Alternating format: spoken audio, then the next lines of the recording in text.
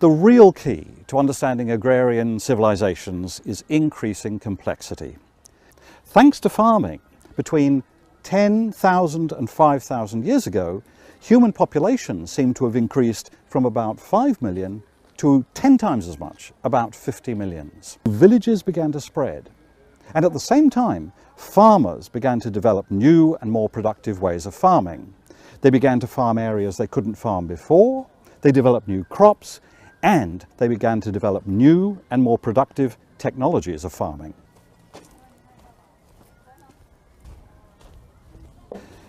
From about 6,000 years ago, some communities began to find more productive ways of using their domestic animals.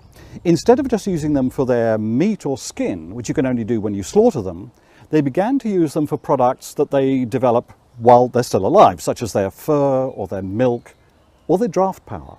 Now, that was a real energy revolution. A human can deliver perhaps 75 watts of power, but a horse or an ox can deliver almost 10 times as much. And using that power to pull ploughs, some communities began to farm lands that you couldn't possibly farm using just ordinary handheld hoes.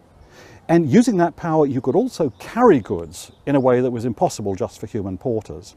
And finally, these more productive ways of using animals made it possible for so-called pastoral nomads to settle the arid steppelands of Eurasia, traveling nomadically with their herds of livestock. But an even more productive innovation was irrigation. Irrigation is used to farm areas where there's not enough rainfall.